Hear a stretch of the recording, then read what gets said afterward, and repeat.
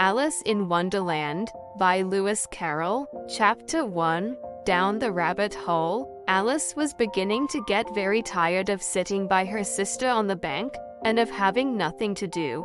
Once or twice she had peeped into the book her sister was reading, but it had no pictures or conversations in it, and what is the use of a book, thought Alice, without pictures or conversation?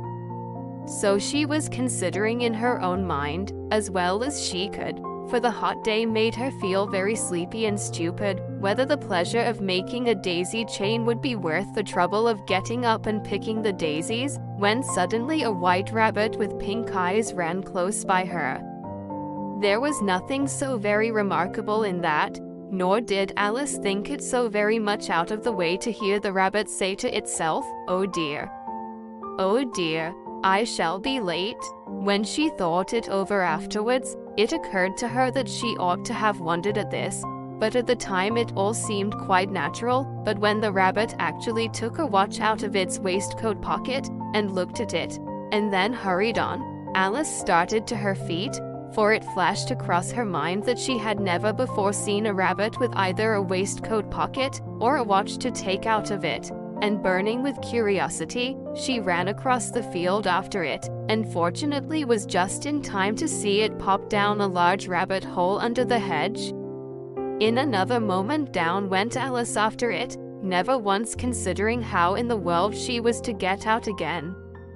The rabbit hole went straight on like a tunnel for some way, and then dipped suddenly down, so suddenly that Alice had not a moment to think about stopping herself before she found herself falling down a very deep well. Either the well was very deep, or she fell very slowly, for she had plenty of time as she went down to look about her and to wonder what was going to happen next. First, she tried to look down and make out what she was coming to, but it was too dark to see anything. Then she looked at the sides of the well, and noticed that they were filled with cupboards and bookshelves. Here and there she saw maps and pictures hung upon pegs. She took down a jar from one of the shelves as she passed. It was labeled orange marmalade, but to her great disappointment it was empty. She did not like to drop the jar for fear of killing somebody, so managed to put it into one of the cupboards as she fell past it. Well, thought Alice to herself, after such a fall as this, I shall think nothing of tumbling downstairs. How brave they'll all think me at home. Why, I wouldn't say anything about it, even if I fell off the top of the house. Which was very likely true. Down, down, down. Would the fall never come to an end? I wonder how many miles I've fallen by this time. She said aloud, I must be getting somewhere near the center of the earth. Let me see. That would be 4,000 miles down, I think. For, you see, Alice had learned several things of this sort in her lessons in the schoolroom, and though this was not a very good opportunity for showing off her knowledge, as there was no one to listen to her, still it was good practice to say it over. Yes, that's about the right distance. But then I wonder what latitude or longitude I've got to. Alice had no idea what latitude was, or longitude either, but thought they were nice grand words to say. Presently she began again, I wonder if I shall fall right through the earth. How funny it'll seem to come out among the people that walk with their heads downward. The antipathies, I think. She was rather glad there was no one listening this time, as it didn't sound at all the right word, but I shall have to ask them what the name of the country is, you know. Please, Mom, is this New Zealand or Australia? And she tried to curtsy as she spoke. Fancy curtsying as you're falling through the air. Do you think you could manage it? And what an ignorant little girl she'll think me for asking. No, it'll never do to ask. Perhaps I shall see it written up somewhere. Down, down, down. There was nothing else to do. Sir Alice soon began talking again. Dinah'll miss me very much tonight, I should think. Dinah was the cat. I hope they'll remember her saucer of milk at tea time. Dinah, my dear, I wish you were down here with me. There are no mice in the air, I'm afraid, but you might catch a bat, and that's very like a mouse, you know. But do cats eat bats, I wonder? And here Alice began to get rather sleepy, and went on saying to herself, in a dreamy sort of way, do cats eat bats? Do cats eat bats? And sometimes, do bats eat cats? For, you see, as she couldn't answer either question, it didn't much matter which way she put it. She felt that she was dozing off, and had just begun to dream that she was walking hand in hand with Dinah, and saying to her very earnestly, "Now, Dinah, tell me the truth, did you ever eat a bat?" When suddenly, thump, thump, down she came upon a heap of sticks and dry leaves, and the fall was over. Alice was not a bit hurt, and she jumped up onto her feet in a moment. She looked up, but it was all dark overhead. Before her was another long passage, and the White Rabbit was still in sight, hurrying down it. There was not a moment to be lost. Away went Alice like the wind, and was just in time to hear it say, as it turned a corner, "Oh my ears and whiskers, how late it's getting." She was close behind it when she turned the corner, but the rabbit was no longer to be seen. She found herself in a long, low hall, which was lit up by a row of lamps hanging from the roof. There were doors all round the hall, but they were all locked, and when Alice had been all the way down one side and up the other, trying every door, she walked sadly down the middle, wondering how she was ever to get out again. Suddenly she came upon a little three-legged table, all made of solid glass. There was nothing on it except a tiny golden key, and Alice's first thought was that it might belong to one of the doors of the hall, but, alas, either the locks were too large, or the key was too small, but at any rate it would not open any of them. However, on the second time round, she came upon a low curtain she had not noticed before, and behind it was a little door about 15 inches high. She tried the little golden key in the lock, and to her great delight it fitted. Alice opened the door and found that it led into a small passage, not much larger than a rat hole. She knelt down and looked along the passage into the loveliest garden you ever saw.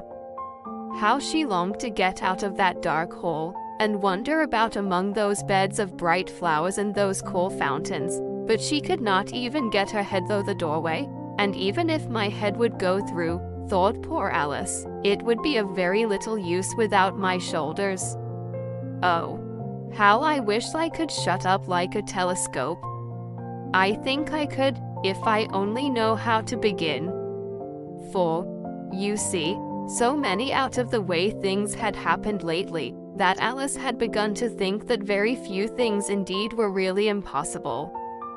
There seemed to be no use in waiting by the little door, so she went back to the table, half hoping she might find another key on it, or at any rate a book of rules for shutting people up like telescopes.